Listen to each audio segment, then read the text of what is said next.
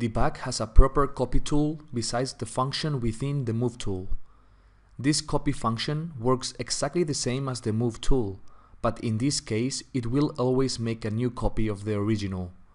Let's see how it works. I select the copy tool and click on the object or objects I want to copy. Once I have selected this block, I can right-click to confirm this selection and launch the copy mode. The copies can be placed with the orthogonality disabled for more freedom or enabled to make more accurate linear copies.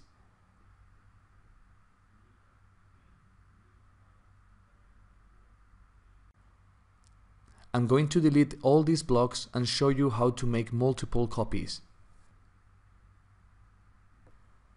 I click on the copy tool again, select the block, and right-click for confirmation. Now I move downwards this copy and type 1.75 and press enter.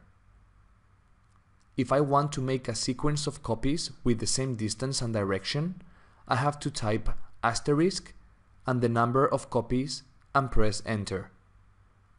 As long as I have this function active, I can change the number of copies by typing asterisk and a new value.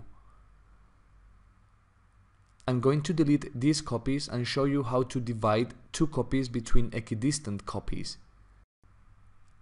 I click on the copy tool, select the block, right-click, then move the copy downwards and click to place the copy. Now I can type the slash bar and the number of divisions. Dibac will automatically display the number of copies with the same distance between them. In this case it overlaps, so I type a new value and press enter.